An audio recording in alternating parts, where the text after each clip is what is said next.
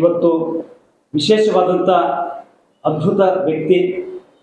ಯಾಕಂದರೆ ಇವ್ರನ್ನ ನೋಡ್ಕೊಳ್ಳೋದು ಬಹಳಷ್ಟಿದೆ. ಯಾಕೆಂದರೆ ನಾವು ಆ್ಯಕ್ಚುಲಿ ಅವರ ಮಾರ್ಗದರ್ಶನದಲ್ಲಿ ಅವರ ಕೆಲವೊಂದು ಪ್ರೇರಣೆಗಳನ್ನು ನಾವು ತಗೊಂಡೇ ಇವತ್ತು ಗೋಶಾಲೆ ಆಗಿರ್ಬೋದು, ಜನರ ಸಮಾಜ ಸೇವೆ ಆಗಿರ್ಬೋದು, ಸಾಕಷ್ಟು ಅವರ ಒಂದು ಪ್ರೇರಣೆ, ಅವರ ಮಾರ್ಗದರ್ಶನ ಭಾಳ ಇಂಪಾರ್ಟೆಂಟ್. ಯಾಕಂದರೆ ನಾನು ಪ್ರತಿ ಬಾರಿ ಏನಾದರೂ ಮಾಡಬೇಕಾದ್ರೆ ನಮ್ಮ ಘನಶ್ಯಾಮನವ್ರಿಗೆ ಒಂದು ಕಾಲ್ ಮಾಡಿ ಅಣ್ಣ ಈಗ ಮಾಡಬೇಕು, ಅಥವಾ ಎಲ್ಲೇ ಏನೇನು ಪ್ರಾಬ್ಲಮ್ ಇದ್ರೂ ಕೂಡ ಫಸ್ಟ್ ಕಾಲ್ ನಾನು ಅವ್ರಿಗೆ ಮಾಡೋದು. ಯಾಕಂದರೆ ಒಂದು ಸಮಸ್ಯೆಗಳ ಸುರಿಮಳೆಗೆ ಅವರು ಸೀದಾ ಒಂದು ಸೂತ್ರಧಾರಿದ್ದಾಗೆ ಒಂದು ಸೆಕೆಂಡಲ್ಲಿ ಅದನ್ನು ಕಿತ್ತೊಯ್ಸುವಂಥ ಒಬ್ಬ ಮಹಾನ್ ವ್ಯಕ್ತಿ. ಅದರಲ್ಲೂ ಕೂಡ ವಿಶೇಷವಾಗಿ ಈ ಬರುವಂಥ ಆಗಸ್ಟ್ 14ನೇ ತಾರೀಕು ರಾತ್ರಿ ಇಲ್ಲಿ ಒಂದಲ್ಲ ಒಂದು, ಯಾಕಂದರೆ ನೋಡ್ರಿ ನಮ್ಮ ಬಾಗಲಕೋಟೆ ಬಡ ಜನರು ಬೆಂಗಳೂರಿಗೆ ಹೋಗಿ ಸಿನಿಮಾ ನೋಡೋಕ್ಕಾಗಲ್ಲ.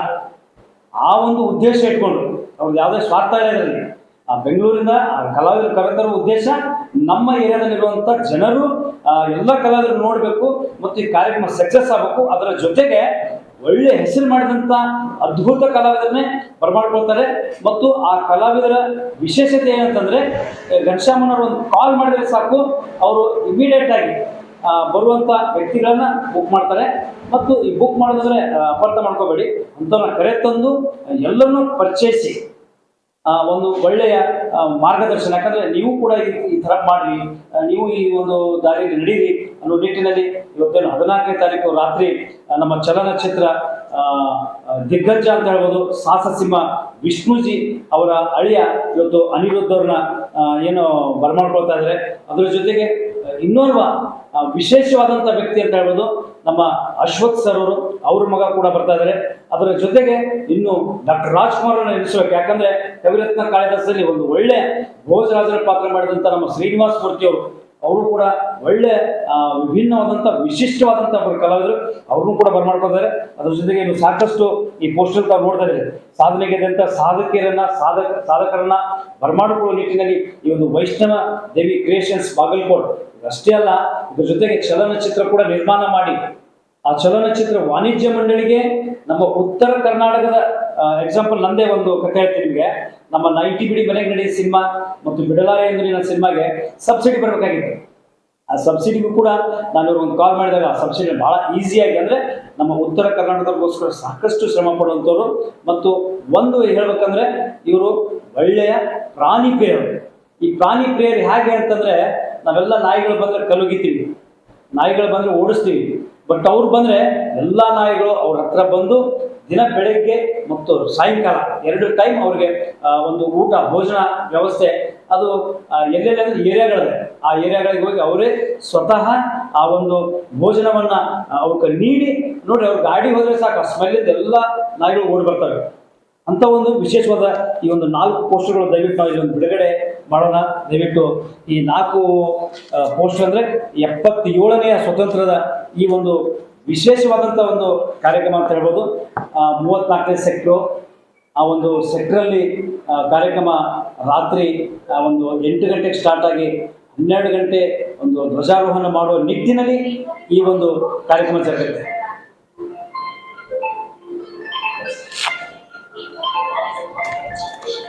ಪ್ರಥಮವಾಗಿ ನಮ್ಮ ಒಂದು ಕಾರ್ಯನಿರತ ಪತ್ರಕರ್ತರ ಧ್ವನಿ ಸಂಘಟನೆಗೆ ಇವತ್ತು ನಾವು ಅವರಿಗೆ ವಿಶೇಷವಾಗಿ ಬರಮಾಡಿಕೊಂಡು, ಯಾಕಂದರೆ ಅವ್ರನ್ನ ಯಾಕೆ ಬರಮಾಡ್ಕೋಬೇಕು ಅಂತಂದರೆ ಅವರು ಆಧ್ಯಾತ್ಮ ಜೀವಿ. ಎಲ್ಲಿ ಆಧ್ಯಾತ್ಮ ಇರುತ್ತೆ ಅಲ್ಲಿ ದೇವರು ನೆಲೆಸಿರ್ತಾನೆ ಅನ್ನೋ ಒಂದು ನಿಟ್ಟಿನಲ್ಲಿ ಈ ಒಂದು ಪ್ರಥಮವಾಗಿ ಈ ಒಂದು ಪತ್ರಿಕಾ ಭವನಕ್ಕೆ ಅವ್ರನ್ನ ಬರಮಾಡಿಕೊಂಡು ನಮ್ಮ ಪತ್ರಿಕಾ ಭವನ ಇವತ್ತಿಂದ ಒಂದು ಒಳ್ಳೆ ರೀತಿಯಲ್ಲಿ ನಡೀಲಿ. ಯಾಕಂದರೆ ಸ್ವಚ್ಛ ಮನಸ್ಸಿನವರು ಯಾರ್ಯಾಗಿರ್ಬೋದು, ಯಾಕಂದರೆ ಬಹಳಷ್ಟು ಜನ ಅವ್ರು ಬೇಕು ಇವ್ರು ಬೇಕಂತಾರೆ, ಬಟ್ ಹಂಗಲ್ಲ, ಸ್ವಚ್ಛ ಮನಸ್ಸಿನ ಯಾವುದೇ ಮನುಷ್ಯ ಇದ್ರೂ ಕೂಡ ಅವ್ರು ದೇವತಾ ಮನುಷ್ಯ ಅಂತ ಅನ್ನೋ ನಿಟ್ಟಿನಲ್ಲಿ ಇವತ್ತು ಈ ಪತ್ರಿಕಾ ಭವನದ ಪ್ರಥಮ ಒಂದು ಪತ್ರಿಕಾಗೋಷ್ಠಿಗೆ ನಾವು ಬರಮಾಡ್ಕೊಂಡಿದ್ವಿ. ಅದು ಕೂಡ ಪ್ರಥಮ ಒಂದು ಪತ್ರಿಕಾಗೋಷ್ಠಿ ಕೂಡ 77ನೇ ಸ್ವಾತಂತ್ರ್ಯೋತ್ಸವದ ಒಂದು ಧ್ವಜಾರೋಹಣದ ನೋಡ್ರಿ, ಸ್ವತಂತ್ರ ನಮಗೂ ಸಿಕ್ತು ಅನ್ನೋ ನಿಟ್ಟಿನಲ್ಲಿ ಆ್ಯಕ್ಚುಲಿ ಬಹಳ ಖುಷಿಯಾಗುತ್ತೆ. ಹಾಗಾಗಿ ನಮ್ಮ ಘನಶ್ಯಾಮನವರು ಈ ಪತ್ರಿಕಾ ಭವನ ಕುರಿತು ಹಾಗೂ ಈ ಕಾರ್ಯಕ್ರಮ ಕುರಿತು ಒಂದೆರಡು ಮಾತಾಡಬೇಕು.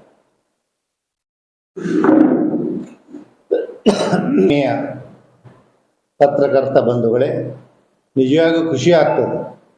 ಯಾಕಂತಂದರೆ ನಮ್ಮದು ಇದೇ ಸೆಕ್ಟರ್ 38ನೇ ಸೆಕ್ಟರ್. ಹಿತ್ತಲ ಮರ ಮದ್ದಲ್ಲ ಅಂತಾರೆ. ಅಂತಂತಂದರೆ ಈ ಮನೆಯಾಗ ದೊಡ್ಡ ದೊಡ್ಡ ಡಾಕ್ಟರ್ಗಳಿರ್ತಾರೆ, ಆದ್ರೆ ಅವ್ರು ಬೇರೆ ಬೇರೆಯವ್ರ ಕಡೆ ತೋರಿಸ್ತಿರ್ತಾರೆ ಅವ್ರ ಮನೆಯವ್ರು. ಮನ್ಯಾಗ ದೊಡ್ಡ ದೊಡ್ಡ ಡಾಕ್ಟರ್ ಇರ್ತಾರೆ. ಈಗ ನೋಡಿರಿ 38ನೇ ಸೆಕ್ಟರ್ದ ಬರೀ ಬಾಬುಂದಲ್ಲಿ ಗೋಶಾಲೆ ಅಷ್ಟೇ ನೋಡ್ತಿದ್ದೀವಿ. ಅಲ್ಲೇ ಮತ್ತೆ ಮುತ್ತಪ್ಪರ ಇವ್ರದ್ದು ಮತ್ತು ರಕ್ಷಣಾ ವೇದಿಕೆದಷ್ಟು ಬೋರ್ಡ್ ನೋಡ್ತಾ ಇರ್ತದೆ. ಅವರು ಪಾಪ ಅಲ್ಲೋ ಬಾಯಲ್ಲ, ಅವರು ಬಿಜಿ, ನಾವು ಬಿಜಿ. ಹೀಗಾಗಿ ಇವತ್ತು ಒಳಗೆ ಬಂದಾಗ ಇಷ್ಟೊಂದು ವಿಶಾಲ ಹೃದಯದ ವ್ಯಕ್ತಿ ವಿಶಾಲವಾದಂತಕ್ಕಂಥ ಕೆಲಸ ಮಾಡಕತ್ತಿದ್ದು ನಿಜವಾಗಿಯೂ ನನಗೆ ಖುಷಿ ಆಗ್ತದೆ. ಯಾಕಂದ್ರೆ ಬಾಬು ಪಾಪ ನಿನ್ನೆ ಫೋನ್ ಮಾಡಿದರು 10 ಗಂಟೆಗೆ ಬರ್ರಿ ಅಂತ. ನಂದು 10 ಮಿನಿಟ್ ಲೇಟ್ ಆಯಿತು. ಆದರೂ ಮತ್ತೆ ಫೋನ್ ಮಾಡಿದ್ರು, ಬರ್ತಾಯಿದ್ರಿ ಅಣ್ಣ, ಇಲ್ಲಿ ಫಸ್ಟ್ ನಿಮ್ಮ ಕಡೆನೇ ಬಂದು ಹೋಗ್ತೀನಿ ಅಂತ. ಇದು 77ನೇ ಸ್ವಾತಂತ್ರ್ಯ ದಿನಾಚರಣೆ ದಿವಸನ ನಾನು ನಿಮ್ಮ ಆಫೀಸಿಗೆ ಬಂದಿರೋದು ಇಂದು ಒಂದು ನೆನಪಿಡುವಂಥದ್ದು. ಇದು ಕೇವಲ 77 ಮತ್ತು 14 ಟ್ಯಾಲಿ. ಆಮೇಲೆ ಇಲ್ಲಿ ಬಂದಂಥವ್ರು ಹೆಂಗಿರ್ತಾರೆ ಅಂತಂದ್ರೆ ಪ್ರತಿ ಸಲ ಮ್ಯಾಗ ಬರೋಂಗಾಗಿರ್ಬೇಕು ಅಂಥ ಒಂದು ಸ್ಥಳ ಅಂತ ಹೇಳ್ಬೋದು. ಈಗ ಬಾಬು ಅವರು ಗೋಶಾಲೆ ಎಷ್ಟು ದಿವಸದಿಂದ ಮಾಡ್ಕೊಂಡು ಬರ್ತಿರ್ತಾರೆ. ಮತ್ತು ಒಂದು ಒಳ್ಳೆ ಕೆಲಸ ಮಾಡೋ ಮುಂದಾಗ ಅವೆಲ್ಲ ಏನೇನೋ ಬರ್ತಿರ್ತಾವೆ, ಬರ್ತಿರ್ತಾವೆ. ಅದನ್ನು ಹಿಮ್ಮೆಟ್ಟಿಸುವುದು ಮತ್ತು ಎದುರಿಸುವ ಶಕ್ತಿ ನಮಗೆ ದೇವ್ರು ಕೊಡಲಿ ಅಂತ ನಾವು ಬಿಡ್ಕೊಳ್ಳೋದು.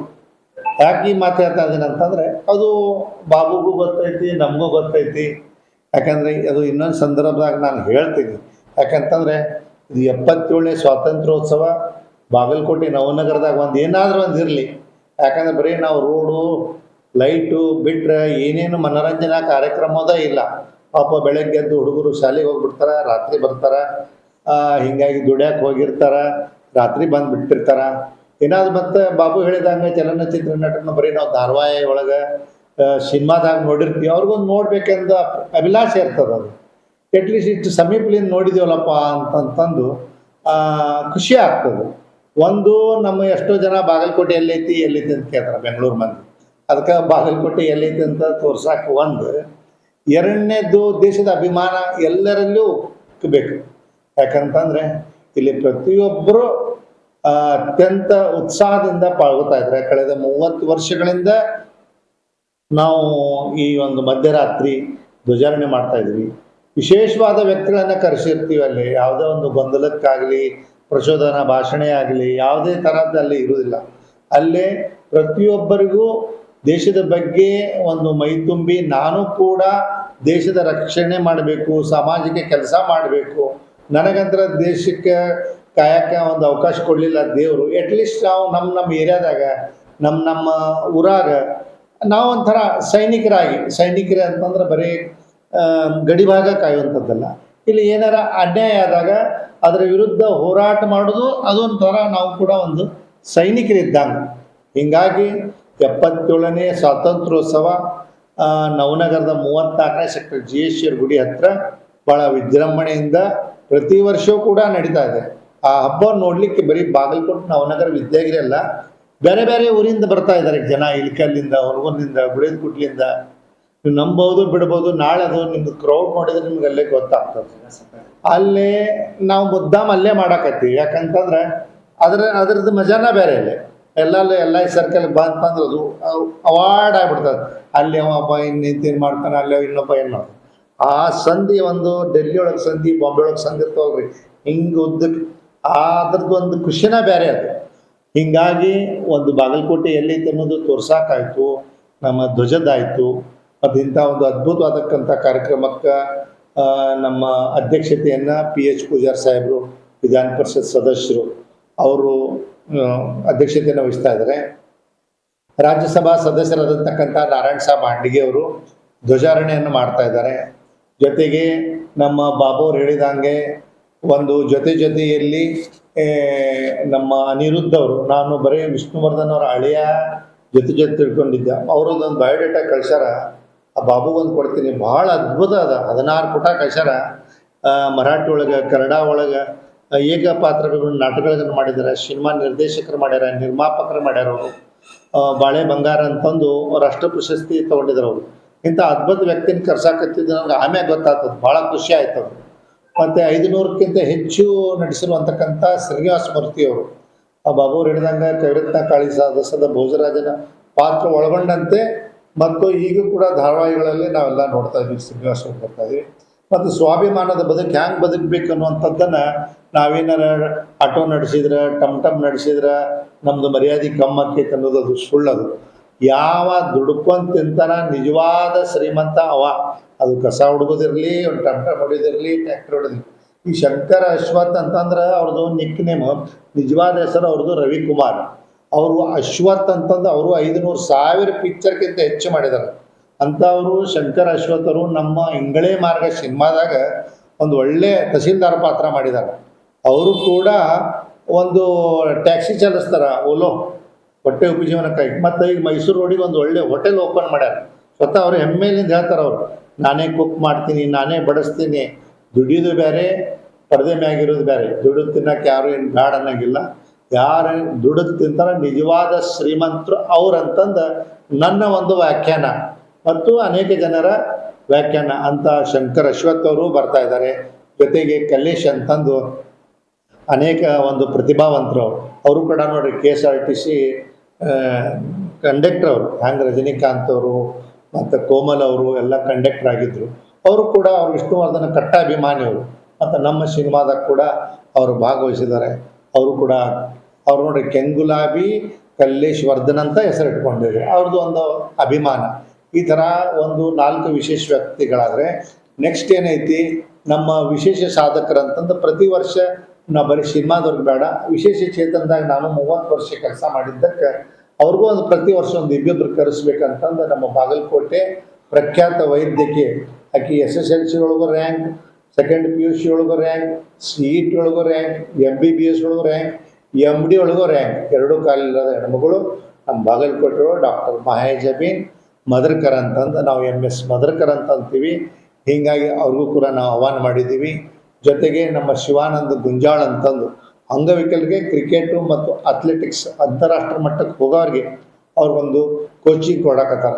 ಅವರು ಕೂಡ ಈ ಒಂದು ಕಾರ್ಯಕ್ರಮಕ್ಕೆ ಬರ್ತಾ ಇದ್ದಾರೆ. ಜೊತೆಗೆ ಭಾರತೀಯ ಜನತಾ ಪಕ್ಷದ ಜಿಲ್ಲಾಧ್ಯಕ್ಷರಾದಂತಕ್ಕಂಥ ಶಾಂತಗೌಡ ಪಾಟೀಲ್ ಅವರು ಬರ್ತಾ ಇದ್ದಾರೆ. ನಮ್ಮ ಜಿಲ್ಲಾಧ್ಯಕ್ಷರು ಕಾಂಗ್ರೆಸ್ ಜಿಲ್ಲಾಧ್ಯಕ್ಷರಾದಂತಕ್ಕಂಥ SC ನಂಜೇನಮಠ ಅವರು ಬರ್ತಾ ಇದ್ದಾರೆ. ಮತ್ತು ಬಳ್ಳಾರಿ ಮಲ್ಲಿಕಾರ್ಜುನ ಬಳ್ಳಾರಿ ಅವರು ನಮ್ಮ ಸರ್ಕಾರಿ ನೌಕರ ಸಂಘದ ಜಿಲ್ಲಾಧ್ಯಕ್ಷರು, ಅವರು ಕೂಡ ಬರ್ತಾ ಇದ್ದಾರೆ.